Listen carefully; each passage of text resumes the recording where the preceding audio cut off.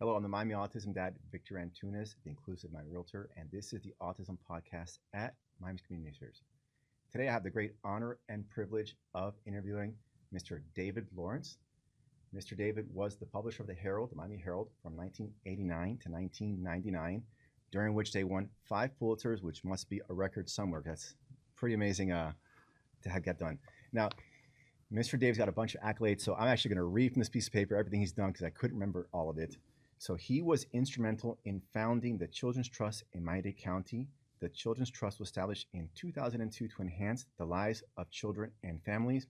In 2010, he launched the Children's Movement of Florida, a nonpartisan initiative aimed at making children's well-being a top priority in the state. Additionally, he played a key role in the 2002 passage of a statewide constitutional amendment that established voluntary pre-kindergarten, or VPK, for all 4-year-olds in Florida. And finally, in his memoir, A Dedicated Life, Journalism, Justice, and Chance for Every Child, Mr. David reflects on the choices, convictions, and quiet battles that shaped not just his career, but the future of millions of children. Mr. David, on behalf... Just call me Dave. Okay, Dave. Not Mr. Dave, just Dave. Dave, okay. On behalf of special needs parents, I got to tell you a big thank you for everything you've done. In fact, everywhere I go to a lot of different autism events, special needs events. The Children's Trust is always listed as a benefactor for all these programs. And if it wasn't for you, it might not have got passed. And who knows where our kids would be without you. Okay. It's now in perpetuity. Yes. It's been passed twice. It's a property tax. The money goes to work with children and families only in Miami-Dade County. This year, it's $234 million.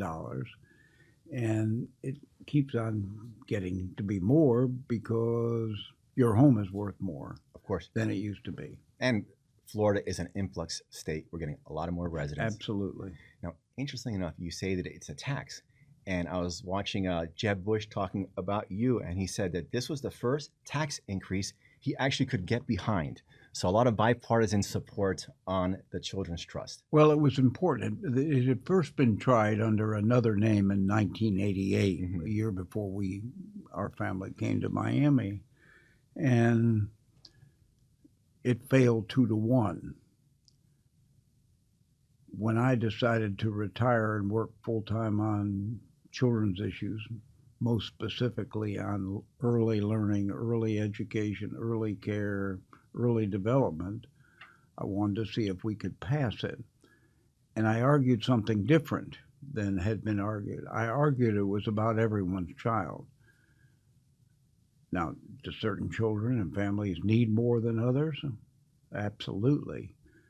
But you can't build a movement based on those people, those children. I'll frequently ask an audience, what was the civil rights movement about? And people will say in the audience, well, it's about minorities, African Americans, black people, etc. I say, you got it wrong. It was about an American sense of equity. It's about all of us. And likewise, in the world of children, we have a community with more than 600,000 children. That's a lot of people. And all of them need the right blend of health, education, nurturing, and love. And children grow, as you know, in different ways. They grow cognitively, intellectually, physically, emotionally, developmentally, etc. And you have a child on the autism spectrum. Yes. That child named Chloe is entitled to have the fullest chance to fulfill her potential. We don't all have to have the same potential. In fact, we don't all have the same potential. But every child deserves to have the best possible chance to fulfill his or her potential. Another thing that you were instrumental in getting passed in 2002 was voluntary pre-K for 4-year-olds. And that's been 23 years. Now, when I read about that in your book, what I found interesting was that as a lifelong Floridian, there's just things that you think always existed. Then you realize, no, there was a starting point when before this, it didn't exist. Now, there were pre-K programs. They were limited and or if you had extra money, but not for everyone. And I just found it Yeah. astounding that that wasn't available before. So a man who I think was a very good mayor of Miami-Dade County named Alex Pinellas Mm-hmm. uh, had declared a certain year, 1999, as the year of the child. And he and I had spent a lot of time together. And the mission was to pass a constitutional amendment, which at that time you needed more than 50% to get it. It's now more than 60%. But what it said was BPK is not mandatory, but it will be available to all 4-year-olds in the state. So this year, for instance, in Florida, 160,000 4-year-olds are in the program. Mm. It's a 3-hour program. It's free, and 3 hours doesn't make everything work. People need more than that, so you need wraparound services, and we're not yet at the promised land for all of that, but we got a lot higher quality in very many places than we had heretofore, and only real quality delivers real outcomes and real results. Now, you mentioned 99. That's also the year that you retired from the Herald. Is that just by coincidence, or did you have No, a part in this? I had been in the newspaper business for 35 years at 7 newspapers as reporter, editor, and publisher. And in 1996, the governor of Florida was Lawton Chiles, a particularly good human being in my estimation, who, not incidentally, had a child born in about 1980 who was, I think, 1 pound, 1 ounce, 1 pound, 2 ounces. You tend to have developmental challenges with very, very small babies. That child got lots of love and lots of caring, and now is a web marketing executive in Atlanta, so got the chance to fulfill his potential. And Lawton Chiles asked me to chair a statewide task force on school readiness. And I didn't know anything about it. We have 5 children who I think were raised according to the principles that I've talked about, but I didn't know they were principles. And so I spent 2 years as a Civic assignment. I was still publisher of the Miami Herald and El Nuevo Herald. And I learned a whole bunch. I learned that 85% of brain growth occurs by age 3. And I learned that even today, half the children in Florida who go to kindergarten aren't ready for kindergarten. We know that statistically. I learned that in 3rd grade, half the children today in Florida cannot read at minimally proficient levels. Reading is the foundation of everything. It's the foundation of learning and education. I learned that the research shows if you have 100 children at the end of 1st grade who are lousy or non-existent readers at the end of 4th grade, 88 of the 100 are in the same boat. And I learned that 3 out of 4 young people ages 17 to 24 cannot enter the American military because they have a substance abuse problem, a criminal justice problem, an academic challenge, a physical challenge. Well, you'd better be worried about the national security of the United States of America. We are not a leading voice or example of education in the world. No longer. If you go to Singapore, go to South Korea, go to Finland, go to a bunch of countries, and we're kind of in the middle of the pack in the Western industrialized world. We can do better. We do a lot of things good. 90% of children in America still go to public schools. I'm one of 9 children, and we all went to public school and public universities, which was all we could afford. But when I went to the University of Florida, you had to take, if you were a young man, you had to take ROTC. And it was mandatory because it was a land grant institution. and you sort of had to learn how to clean an M1 rifle.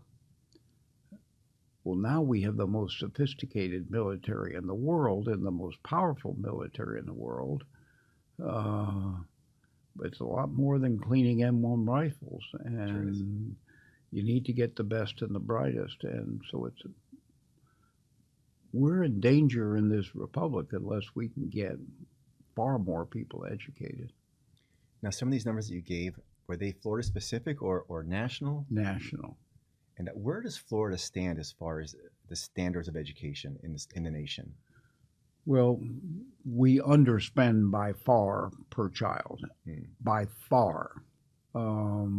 We've made progress in the last some years, important progress, but we're nowhere close to the promised land.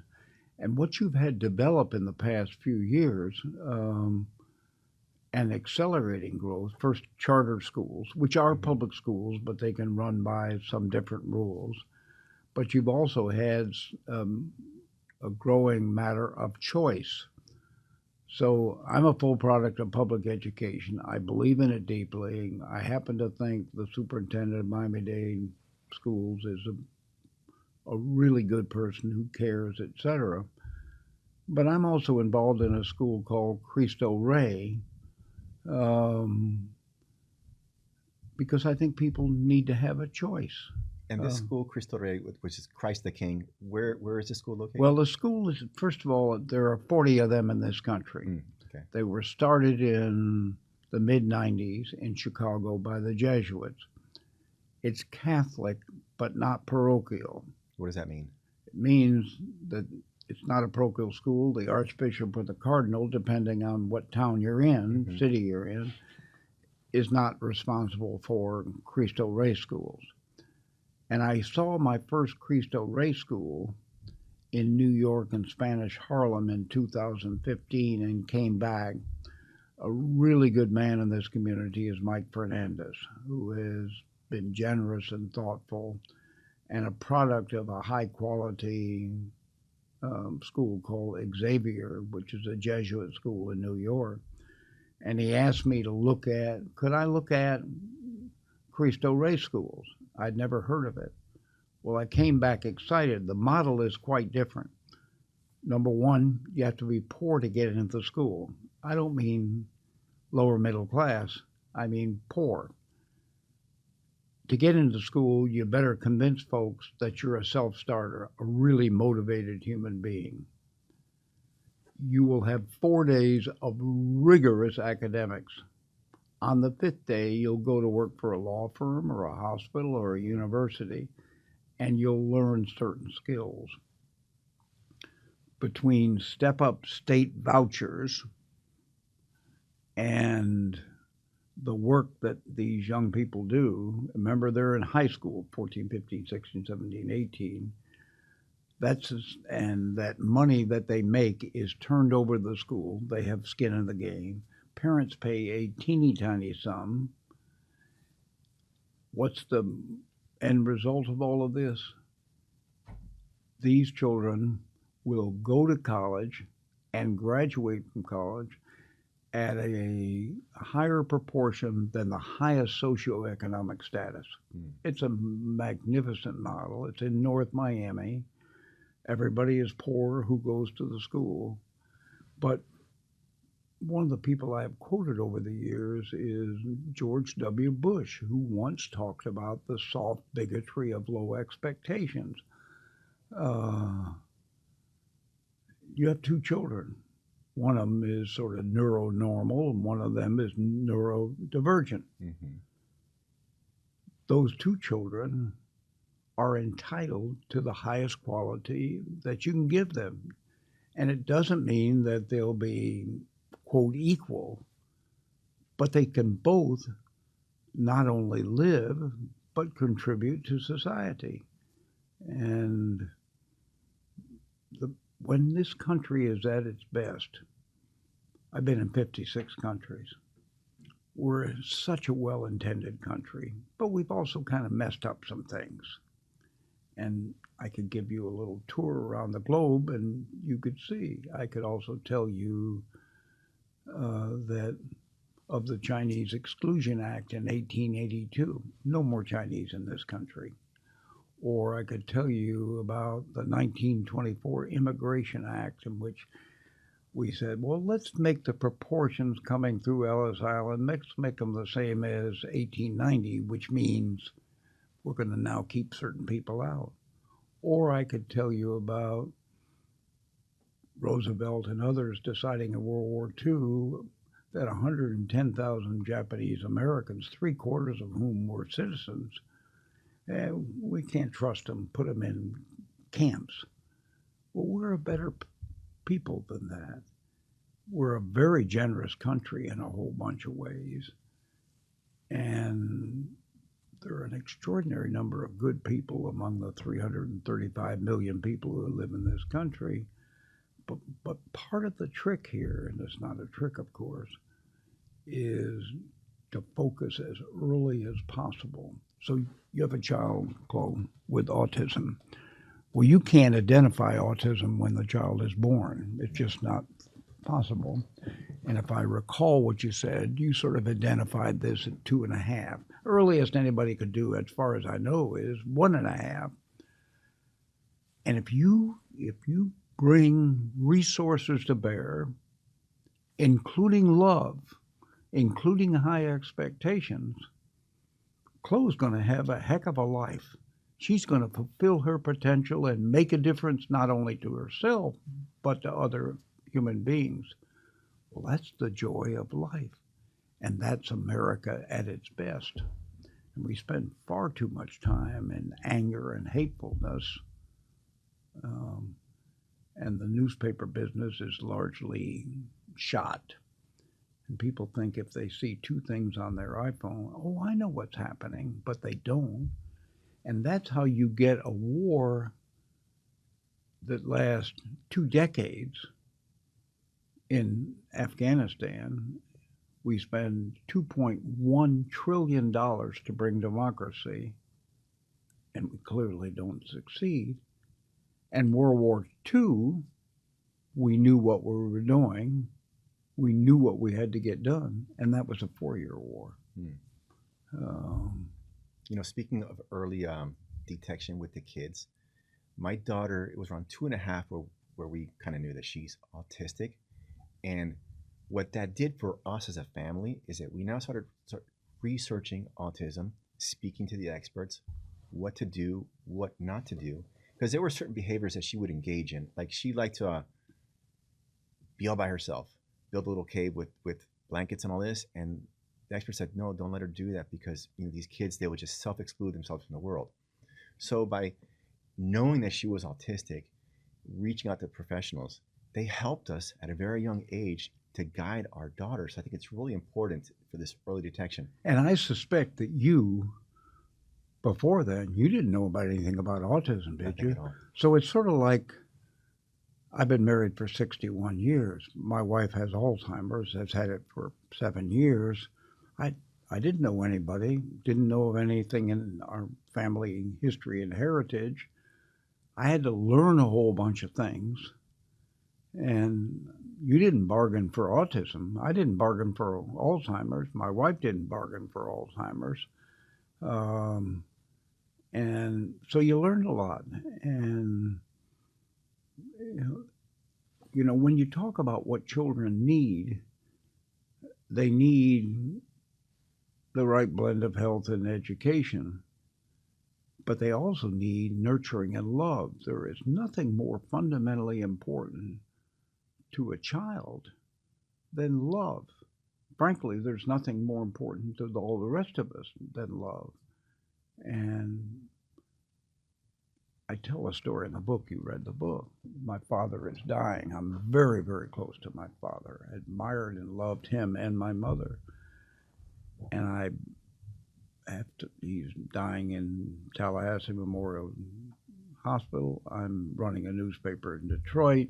I fly down, see my father, but then I ultimately have to go back, and my father would die a couple weeks later. I bend down to kiss my father on his forehead, and my father says to me, I want you to know how proud your mother and I are of you. And what did I want him to tell me? I love you. Mhm. And life can go so suddenly. You and I were talking to somebody a few minutes ago who was talking about a man who died. He's 56 years old, great person in the community. He's not feeling well, calls an ambulance, and he dies in the ambulance. I don't know anybody who expected that he would die. We all do ultimately, but need to tell people, more people, children with autism and everyone else, I love you. Speaking of talking to autistic kids, I was told early on to assume competence. And what I mean by that is assume that these autistic kids, like she's nonverbal, she doesn't communicate with me directly, but assume that whatever we're saying is penetrating at some level. Might be different than you and I, but something is getting in. Because I think that we have to guard our words around our kids, like not talk about them, but more to them. And when we do talk With about them. with them, and when we're talking not with them, but just about them, know that something's getting in. Well, there's far more inside people. There's a wonderful book I read years ago, The Curious Incident of the Dog in the Nighttime. It's a nonfiction. It's a fiction book written by a teacher, and it's about a 15-year-old child. And there's a presumption too often, they're not thinking anything. No telling what's going on in that person's life. Autism was only identified in 1942. Mm-hmm.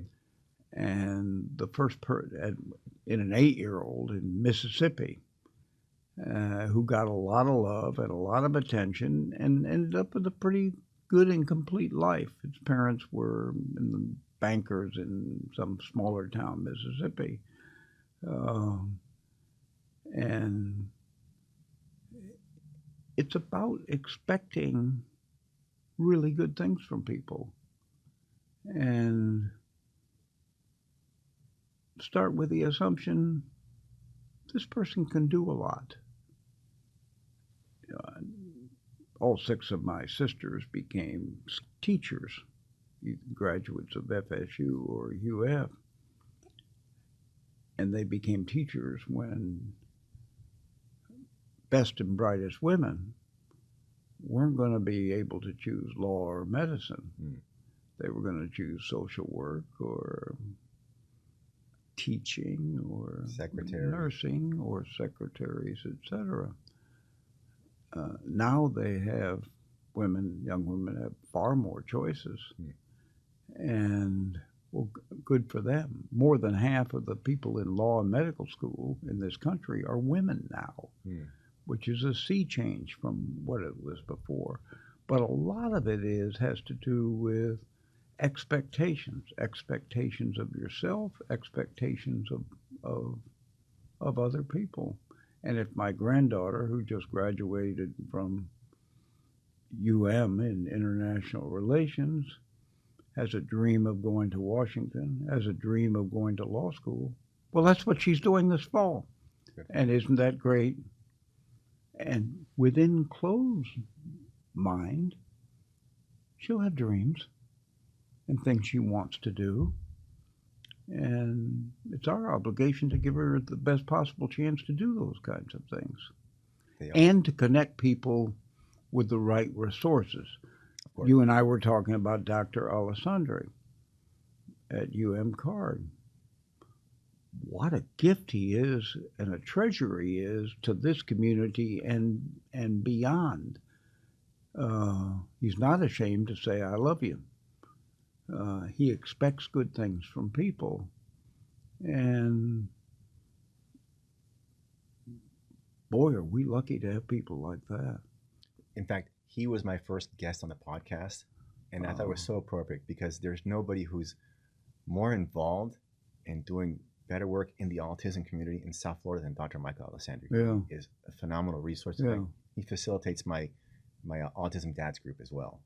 Great guy. Well, as you know, there isn't just one autism place in this community in terms of schools and Oh such. no, there's And hundreds. yeah, I don't know how many there are, but I could go to Miami Learning Experience. Hmm. I'm very involved with Casa Familia. You have the potential of Dr. Moody's School, which is what South Florida Autism Charter School. Yep. Uh, Also had her on the podcast. is that right? Yeah. So they're simply wonderful people in this They are. community making a difference. And I only mentioned 3 or 4, but there are many of these places. You know, speaking of Dr. Michael and early detection, when I had him on the show, he mentioned that they've got this new eye tracking technology where children as young as 1 month, you can detect autism, which I thought just is amazing. And it's just not widely distributed yet. But think about the consequences of this. You began to have the chance to move ahead at 2.5. Mm-hmm. You and your wife sort of, oh, I see. We now know what the challenge is. But think about the potential of even earlier Mm-hmm. bringing to bear course. the resources of the community. Yeah. I'll also say this is that we can never give up hope. And why do I say that? I had a talk with a gentleman. He's in his 30s now. He was nonverbal till he was 14. When he started speaking at the age of a 2-year-old, and now he's a high-functioning autism advocate. Now, this gentleman, there was no expectations for him at all. He was physically abused, mentally abused. He suffered shock therapy in institutions when he was institutionalized. So, yes, it's best to get them as young as possible. But no matter when we get these people, nobody is disposable. And no, the story's not over until we're dead. And this guy at 14, he completely remade himself. But he will also say this: there were people that basically adopted him as a human being, gave him a lot of love and opportunities, and he's got an amazing story. So at 14, most people would say, well, by 14, they are who they are. There's nothing you do with them. But no, he No, proves that I'm it's never over. I'm with you totally on this. That's so important. Yes. And I saw another gentleman, he was nonverbal till 11, and he got his PhD, and he teaches at Oxford. So the book is never finished until it's finished. So these kids, yes, we should get them as young as possible, but we should also never give up hope, which I think is just I couldn't agree more. and these stories prove Yeah. that. Now, let's go back to your beginnings. You're one of 9. You've got 5 kids. How many grandkids do you have? 7. Obviously, or I think that this is probably why you chose children as the second half of your life. Well, I wish I could say yes, but I wouldn't fully say yes. I had so much to learn, and serving on and leading the governor's task force, Which governor was this? Lawton Childs, Lawton Childs, okay. helped me get educated on the subject. You know, we have a country where 4 million children are born each year. Hmm. 1 out of 6 children in America is a child with special needs. This is a huge proportion of the population. And of course, there are very different kinds of special needs. Mhm. Autism would be one, but there are many other, could be cerebral palsy, could be Down syndrome, and the list goes on and on.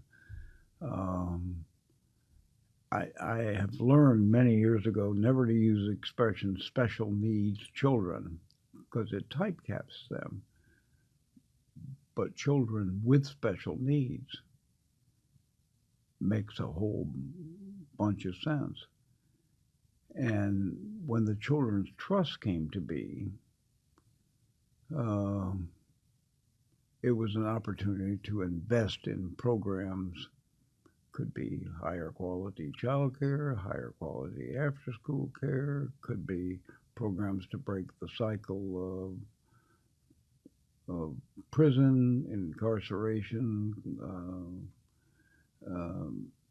could be issues of the nature we're talking about today. And you know, 234 million this year sounds like a lot of money, and it is, but meanwhile, the county operating budget is $12 billion. Hmm. So you better spend 234 in a fully honorable and smart way. That 234 is just Dade County or statewide? Only Miami-Dade County. Miami-Dade County. Yeah. And there are other, they're called Children's Services Councils, in which people in a county vote to establish these based on property taxes. And it had first been tried in 1988 and it failed. And we passed it twice, fundamentally arguing that it was about everyone's child. So you can do a lot of good work and help people become successful. There's a quote I use frequently from Horace Mann, who is more or less the I've got it right here. inventor of the American public education system. And he speaks to the graduating class of a very well-known college named Antioch in Ohio in 1859. The Civil War is right around the corner, and he says to the graduates, "Be ashamed to die before you have won some battle for humanity." Now, it's important to be for all kinds of good things and to be a good person yourself, but it's even more important to pass the test of what did I get done while I was here? What difference did I actually make? And it could be to one person, or it could be to a lot of people. And it's sort of a privilege to do this kind of thing. I have been able to live a life of being as idealistic, however naive it could be at some points, as idealistic as I was when I was 10 years old. I have very high expectations for other human beings. I trust people instinctively, but if I find I can't trust you, that's a big moment in my life. I think most people want to be good. And so you're focus for honorable and smart reasons on the subject of autism. Well, it's sort of like Alzheimer's, which is you don't know anything about it until it happens to you. And so on the subject of Alzheimer's, I've read literally 14 books. I know as much as can be known now and still not be a neurologist. You've had to learn a lot. There's a wonderful book called In a Different Key. Okay. You ever heard of this book? No, I haven't. Okay, so it was written a number of years ago, and it's about the story of autism. And it's a powerful and important book. And for years, it sounds weird and stupid now, there were well-known scientists and doctors. Oh, I know what's happening here. Refrigerator moms, cold mothers. Well, I would say in retrospect, what a ludicrously stupid theory. I remember that theory, as a matter of fact. Yeah, and it's certainly been denied, disputed, as it should be. But most people don't learn about autism until it affects you. That was my story. Yeah. Yeah. Well, that's my story on Alzheimer's. I got a lot of other things to worry about, et cetera, and then Alzheimer's comes to be. And in fact, I didn't know my wife had a problem until two of my children came to me and said, "Daddy, I think Mommy has a problem." And then we're off to the races. You know, speaking of being civic-minded, I can't say that I was at all civic-minded until my daughter was diagnosed. And then, then you've got to be civic-minded, because now it's not just your kid, and then you start meeting other parents in the same boat as you. And then and you can get more things done if you do some things together with everything in a team is better. You know, there's a saying, if you want to go fast, go alone. You want to go far, go as a team. So in my journey as an autism dad, I'm also discovering a lot of peripheral disabilities. So it goes beyond autism. Like you were saying, 1 in 6 Americans are affected by some form of disabilities. And something that concerns me greatly is as these kids age out of the system, and what I mean by that is at 22, they're out of the public school system, that they're just out and into adulthood. What are we doing to prepare these young people for the workforce, for life? Because everybody wants to feel like they've made a difference, like you were talking about. Everybody wants to do their part. And if we don't get these young people ready for the workforce, not only will they live less fulfilling lives, but it's going to be very expensive for us to keep. So there increasingly are companies that care about this subject. One of the best examples being Publix. An extraordinary number of us shop at Publix. Mm-hmm. I'm in Publix at least once a week Mm-hmm. to do some shopping, and the person helping to bag the groceries, etc., is frequently somebody who has a challenge. Uh, Dr. Alessandri helps people to have things to do. We all need things to do. We all need to lead um, purposeful lives. And if you expect people to be able to do things, it's amazing what people can do. Yes. Far more than legend would have it, or guesswork would have it, or false logic would have it. So I'm been quite involved with something called Casa Familia, which will open its first portion, I think, this November. So this again is an illustration of what individuals can do. So there are two women in this community, one named Karen Jowitz and another named Marie Eileen Whitehurst. They're both very good people. They're both closely associated with Dr. Alessandri, and who said years ago, well, what happens when I'm not here anymore? And they both have significant challenges at home and so forth. And that's how Casa Familia comes to be. It'll be tiered housing depending on your what you can do, with a community center and real care. But you worry about your children when you're not here. What happens to that child? Who cares about that child? What kind of shape is my child in? And so forth and so on. And you can't you can't go through life without pain and without problems. And I frequently have said I'm only as happy as my unhappiest child. Children grow up and they have adult problems like the rest of us. Mommy and daddy can't fix everything. And I would like, though I can't, quote, fix things, I would like, before I depart, a reasonable sense that our children and our grandchildren, they're doing pretty well. They know how to get along in the world, and they're making a difference in other people's lives. And that's what you want for Chloe. And that's what you want for your son Nacho, to make a difference in this world, not just for themselves, but to serve as an example for other people. Chloe can serve as an example, can't she? I hope so. Yeah, well, I feel quite confident that she can. There's an extraordinary amount within us, even if we can't see it. And I think, I mean, you bring a number of things to the subject, but I think it starts with love. Chloe knows she is loved She does. by mommy and daddy.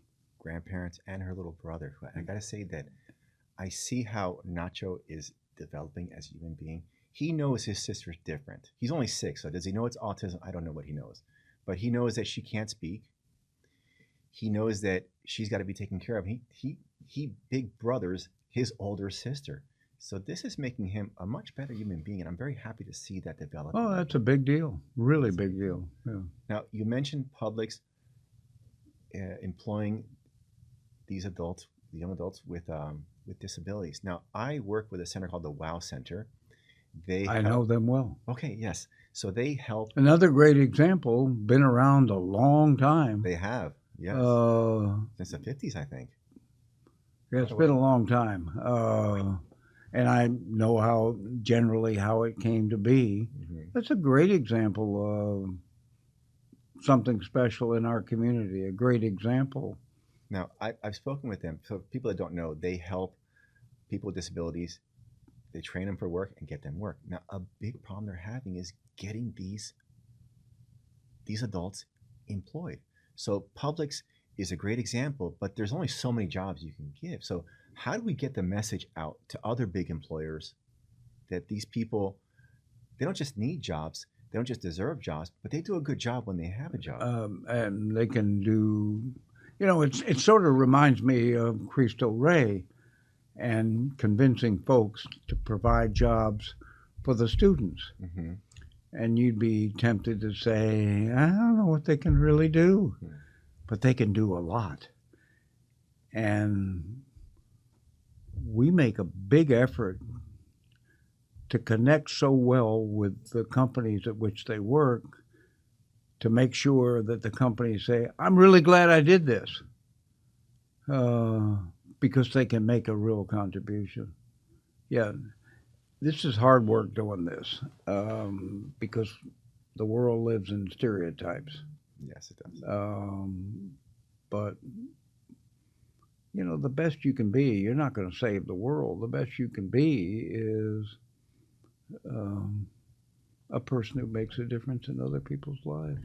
Yeah, and Dr. Michael Alessandri, he said that autistic individuals end up being very good for the bottom line because they just follow the rules. And when one person follows safety rules, everybody has to follow them. So there's not just you're not just doing the right thing; they're really good for the bottom line.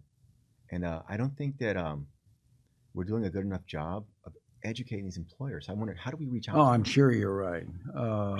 Another interesting example in this community is Goodwill.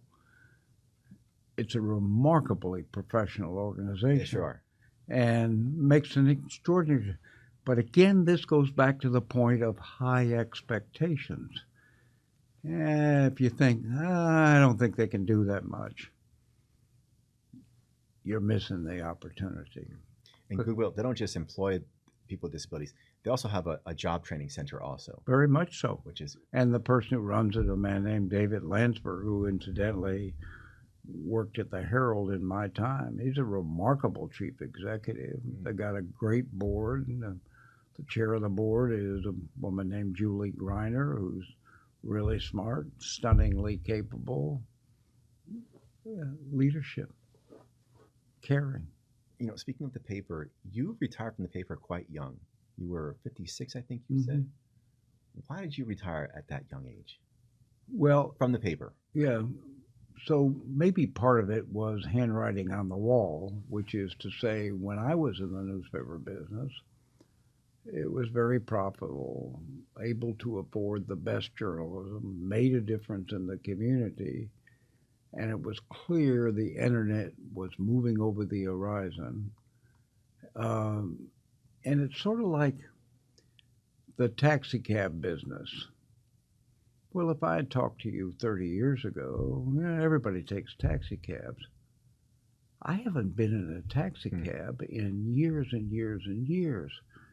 And I see them bunched up in yellow big blocks at the airport. Uh, but I'll take Uber or Lyft. It's easier in a whole bunch of ways, and it frequently is less expensive to do this. Or it's sort of like uh, the taxi cab business thought it was in the taxi cab business. Actually, they were in the personal transportation business. Hmm. Or the train business. Boy, was that a powerful thing when it comes about in the 1830s in this country, in the UK, and so forth. Well, we're in the train business. Actually, they were in the transportation business, the moving cargo business, the moving passenger business. Or take the newspaper business, which thought it was in the newspaper business. What business were they in? Information. Information. I always thought they were in the advertising business, but Nah, I don't think so. Advertising, the core of the money coming in was certainly advertising, but advertisers depended on people buying the newspaper and reading the newspaper and so forth. So when you're very successful, the train business was stunningly successful. The newspaper business was stunningly successful and thus averse to change. In theory, in the newspaper business, your job was to cover change, chronicle change. But if you're unwilling to change yourself, that's a lousy recipe for a future. Now, there's still things that the newspaper business can do that would be meaningful. We always had an appetite to be a mass medium, quote, reach everybody, which of course never did happen, but we reached hundreds of thousands of people, and that's gone. And now, in theory, everybody's in the information business. But I happen to be on Facebook, Instagram, LinkedIn, and Twitter or X. And so Twitter X would be a good example, but I see it elsewhere. Well, what the heck is actually the truth here? Some of this stuff is so extraordinarily well done and deeply untruthful. Pure fiction. Yeah, but done really well. Yes. And then you add AI to this, you're off to the races. And so what do I want kids in school to learn? How to think, learn how to decide what might be real and what might not be real. And don't think that I saw 2 stories this morning on a website, now I know what's happening. Because now, in the book, you talk about fake news, misinformation. Now, I got to tell you, in the autism space, there's a lot of just, if it's not just like, I don't want to see people are blatantly lying, but they're just making stuff up and repeating narratives without really checking it. So how does an autism dad or an autism parent, what would be your recommendation to sift through just the fiction and get to the facts? Well, frankly, I'd be sort of like you, which is, who knows the most about this subject? Where do I get information? Are there books to read? Are there resources like Dr. Alessandre? I got every confidence that you know what this is about. But remember also, we live in a hardscrabble world. 225,000 children are born each year in the state of Florida. 40% of them are to single parents. Half of that number, they have something, a significant other, so let's call that a marriage and a partnership. That still leaves 45,000 children who are growing up with only one parent at home. Now, one parent can do a heck of a loving job, and 2 parents can screw it up. But you'd rather have 2 loving, caring parents. That was your advantage, and it was my advantage. And my kid's advantage. And your children's advantage, that you got 2 loving, caring people who very much want the best. People still judge their lives on how did your children do and your grandchildren do. That'll always be true. Yeah, some things don't change. Yeah. Yeah, it's something that I worry about with my daughter and my little boy. So they get school, they get tutoring, they get lots of love. And but I still worry about, like, talking about teaching people how to, like, sift fact from fiction. I went in grade school to a private school and then transitioned to public school for junior high school and high school. Now, I remember in my private school taking reading comprehension courses. You read something, and then there'd be a test on what did you read. And then when I went to public school, I don't remember having that. And I think that a lot of people just aren't being taught anymore. Yeah, I think a lot of people in administration work hard to do that, but I also think we fail an enormous number of times. And I want people to know how to think, how to Mhm. judge for themselves. Where do you find information? I want people to read books. I want people to. I average 2 books a week and have for years and years and Mhm. years. Uh, I'll often ask an audience, how do you get ahead? And people will tell me about hard work and vision and education. And I say, I've never wanted any of my 5 children to be too good looking, uh, too popular, uh, too smart, because you'll try to get by on one of those things. I want them to know how to build relationships with other human beings. So I just got the 5 minute. Okay, I can't believe we've been talking that long. This has been a it's been phenomenal good. conversation. So I want to, before we end this, go to a quote that I know has great meaning to you, and it's become meaningful to myself as well. And it's from the Yiddish philosopher Leo Rostin. I cannot believe that the purpose of life is to be happy. I think the purpose of life is to be useful, to be responsible, to be compassionate, to matter. Now, I have to tell you that as a human being, prior to becoming a father and having an autistic daughter, I don't think that I even thought about purpose. And then there's people like you. You've had this in your life all your life. So how do we teach people first of all that you don't have to be you don't have to move the world. If you move just one person, I think that even that's a success. How do we Well, we live in a world that we've pushed the envelope so far. I'm amazed at what I see on streaming services now. Just amazed for at example?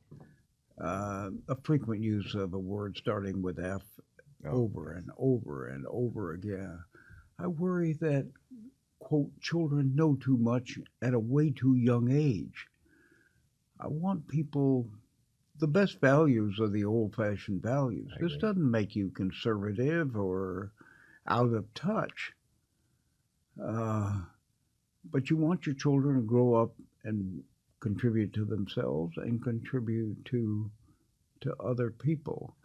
Uh, I want people to understand the lessons of history. I do a history book group in my home for 25 people and have done it for a dozen years. Every 4 or 5 Sundays, meet in my home and we discuss a book. I want them to understand that Hitler came to power legally. He sure did. He was voted in. Yeah, he was voted in 1933. Partly being in business, yeah, I know he's a little wacko, but we can control him. Well, that's not how the world works. And we're at a dangerous time in this world today. Um, and if we ever lose our basic values, we won't be a special country anymore. We're a very special country. You've been around for quite a while. What do you think is the biggest danger right now? Maybe we're getting off topic here, but you mentioned it. So, what would you say is the biggest danger, and how do we mitigate it? Well, I see an enormous danger is that people don't understand that education is a lifelong mission. If I'm 83 and I'm still reading books and trying to understand things, or in my life I've gone to 56 countries, I've talked with child rape victims in the eastern Congo, or micro-lending in a village clearing in Bangladesh, or my wife and I went to Auschwitz. Hmm. Uh, uh, So you have significant connections with Peru, including a wife who's from Peru. Well, I've spent several occasions and um, spent a chunk of time with Fujimori, Hmm. um, who, on the one hand, did defeat the Maoist guerrillas, Sure the did. Shining Path, Sendero Luminoso. On the other, he was maybe didn't have quite the values he should, and he didn't get great advice from Montesino and others. Uh,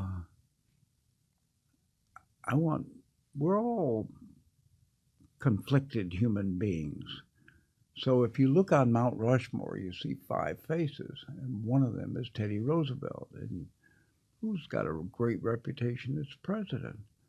And for using the bully pulpit, the Food and Drug Act, breaking up monopolies that shouldn't be monopolies, environment and national parks. But he also deeply believed in eugenics. Hmm. And what's the modern extension of the later extension of eugenics? It's Hitler. Really? He was into eugenics. Yes, well, there were many people who did at that time in the country. Oh, the world's a different place. But it was wrong then, Of course. and it's wrong, and it's wrong now. Uh,